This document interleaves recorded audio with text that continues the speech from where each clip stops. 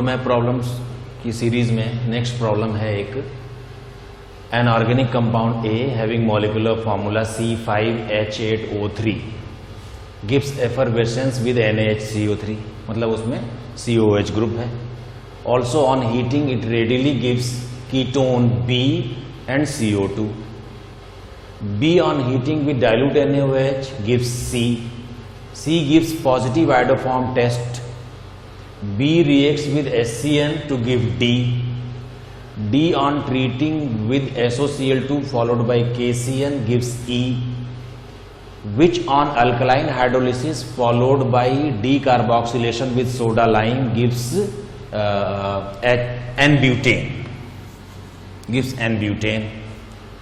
Careful oxidation of A gives monobasic acid F having molecular mass 74 along with the dibasic acid G, which on heating with glycerol gives a monobasic acid H. H gives positive tolerance test. Assign structures from A to H. एक बार इसको देख लें zoom करके, फिर इसके बाद इसका solution शुरू करते हैं. ठीक है.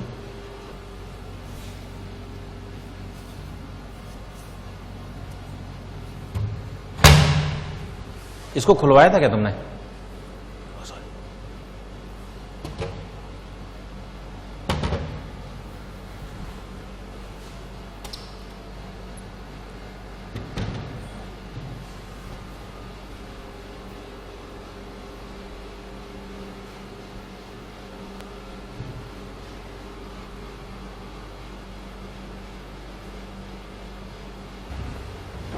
शुरू करें. अब जरा इसको सॉल्व करते हैं. जरा इसका एक रे डायग्राम बना लेते हैं, फ्लो चार्ट बना लेते हैं. ए एक कोई ऐसा कार्बोक्सिलिक एसिड है जिसके कार्बन है 5 और ये जो है ये हीट करने पर भी CO2 निकालता है और एक कीटोन भी बनाता है, यानी ये कोई बीटा कीटो एसिड है. ये तो तय हो गया कि A is a beta keto acid. तो बीटा कीटो एसिड है A, लेकिन अभी इसमें जो R है इसके बारे में हमें पता नहीं है. ठीक है. केवल हीट करने से भी जब ये CO2 निकाल देता है तो इसका मतलब ये एक इस तरह का कीटोन बनाता है जिसका नाम इन्होंने रखा है B. अभी इसकी स्ट्रक्चर का हमें पता नहीं है.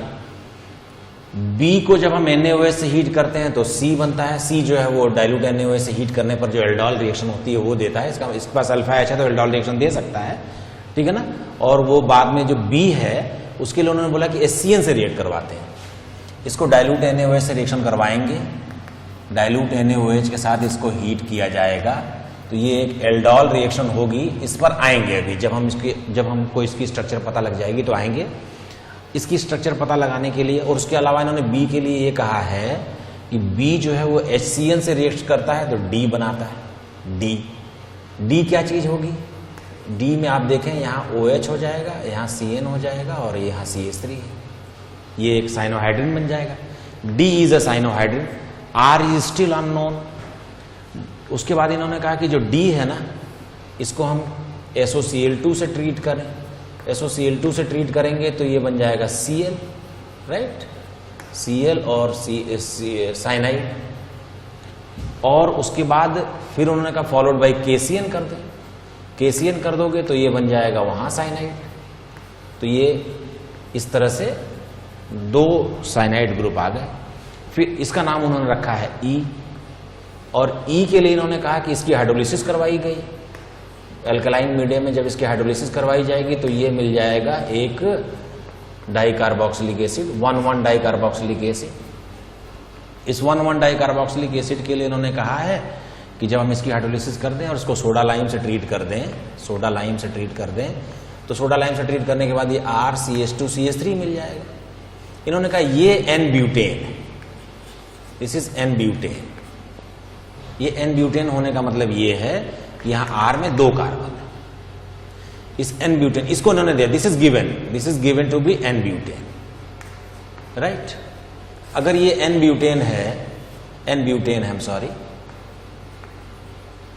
तो ये तय हो गया कि जो हमारा R है उसमें 2 कार्बन हैं. R का पता लग चुका है हमें कि 2 कार्बन हैं. यानी जो A कंपाउंड है, कंपाउंड A, उसकी स्ट्रक्चर क्या है, 2 कार्बनों वाला R ले लो और उसके बाद इस तरह से एक बीटा कीटो एसिड बना लेते हैं। This is A।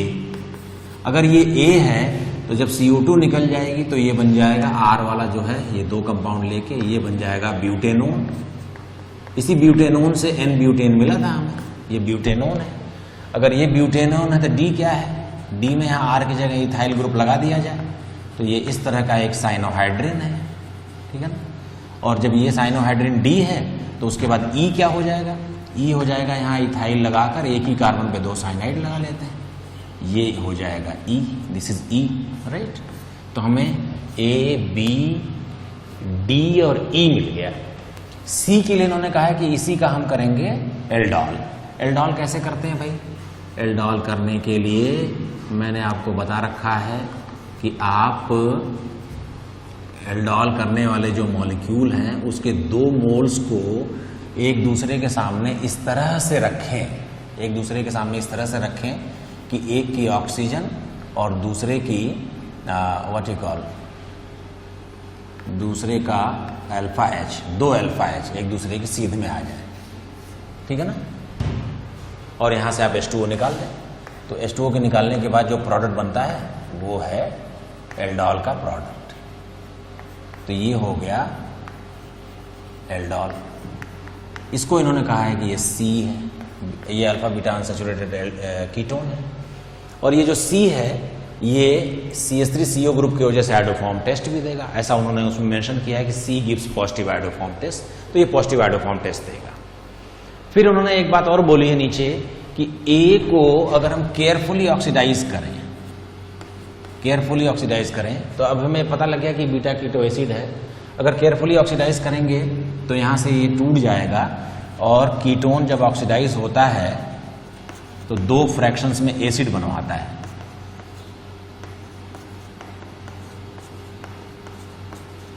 तो उन्होंने कहा कि 2 एसिड मिलते हैं, एक मोनोबेसिक एसिड F और एक dibasic acid G।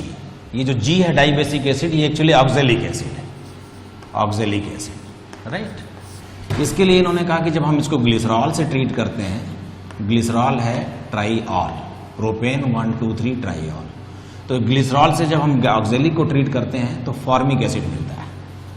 Formic acid का नाम उन्होंने H रखा। और ये एकमात्र ऐसा एसिड है जो टॉलेंस रिएजेंट के साथ, यानी कि अमोनिकल सिल्वर नाइट्रेट के साथ ये पॉजिटिव टेस्ट देता है, पॉजिटिव टेस्ट देता है। तो formic acid is the only monobasic acid which gives Tollens test positive, Tollens reagent के साथ पॉजिटिव टेस्ट देता है। इस F के लिए इन्होंने क्या कहा, F के लिए इन्होंने कहा कि इसका मॉलिक्यूलर वेट है 74, चेक करें इसका मॉलिक्यूलर वेट 74 है, ठीक है ना। तो इस तरह से हम लोगों ने A से लेके H तक स्ट्रक्चर्स असाइन कर लिए। एक बार फिर से देखें, कोई बीटा कीटो एसिड है, हीट करने से CO2 निकालता है और साथ में कीटोन B बनता है। कीटोन B की डाइल्यूट NaOH से हीटिंग करें तो एल्डॉल रिएक्शन होती है जिसमें इस तरह का एक अल्फा बीटा अनसैचुरेटेड कंपाउंड बन जाता है। ये जो कीटोन B है ये ब्यूटेन 2-ओन है, ठीक है ना, या ब्यूटेनोन जिसको बोलते हैं। और C के लिए उन्होंने लिखा है कि आइडोफॉर्म टेस्ट देता है। अगर हमारा बीटा कीटो एसिड जो है ये जब इस कीटोन में कन्वर्ट हो जाता है हीटिंग के बाद, तो उसके बाद हम इसमें HCN से ट्रीट करें तो साइनोहाइड्रिन बनता है जिसको उन्होंने D कहा है। SOCl2 से ट्रीट करें तो क्लोरोसाइनाइड बनता है और इस क्लोरोसाइनाइड में KCN लगाएं तो Cl रिप्लेस हो जाएगा CN से, SN2 रिएक्शन होगी और ये बन जाएगा 2 साइनाइड ग्रुप एक ही कार्बन पे लग जाएंगे। हाइड्रोलिसिस करने से 2 कार्बोक्सिलिक ग्रुप एक ही कार्बन पे लग जाएंगे। और 1,1 डाई कार्बोक्सिलिक एसिड को केवल हीट करने से एक CO2 निकलती है, लेकिन सोडा लाइम से ट्रीट करने पे सारी CO2 निकल जाएंगी और ये बन जाएगा RCH2CH3। इसको उन्होंने कहा है कि ये जो हाइड्रोकार्बन फाइनली बना वो N ब्यूटेन है। अगर ये N ब्यूटेन है तो इसका मतलब हमारा R जो हम शुरू से लेके चल रहे थे वो है इथाइल ग्रुप। तो अब हमें पता लग गया कि हमारा जो एसिड A है वो है इस तरह का एक बीटा कीटो एसिड जिसमें यहां पर 2 कार्बन और लगे हुए हैं। इसका केयरफुल ऑक्सीडेशन करवाएं, अगर केयरफुल ऑक्सीडेशन करवाएं तो कीटोन के केयरफुल ऑक्सीडेशन से क्या होता है, 2 फ्रैक्शंस बनते हैं, दोनों तरफ एसिड बन जाते हैं। तो इधर की ओर 3 कार्बनों का एसिड और इधर की ओर भी 2 कार्बनों का एसिड जिसमें एक एसिड ग्रुप पहले से प्रेजेंट है, तो ये बन जाएगा प्रोपेनोइक एसिड और ऑक्जेलिक एसिड। ऑक्जेलिक एसिड का नाम उन्होंने जी रखा है। उन्होंने कहा कि एक डाइबेसिक एसिड जी मिलेगा जो ग्लिसरॉल से ट्रीट करने पर एक एसिड बनाएगा मोनोबेसिक एसिड H, और ये H टॉलरेंस टेस्ट पॉजिटिव देता है। There is only one carboxylic acid which gives tolerance test positive, that is formic acid, and this formic acid will be formed by reaction of oxalic along with what you call glycerol. और F के लिए उन्होंने कहा कि F एक monobasic acid है जिसका molecular weight है 74, वो भी कंफर्म हो जाता है। तो इस तरह से R की जगह पर इथाइल रखने से सारी स्ट्रक्चर्स हमें मिल जाती हैं, A, B, C, D, E और F और G और H। नोट करें इसको।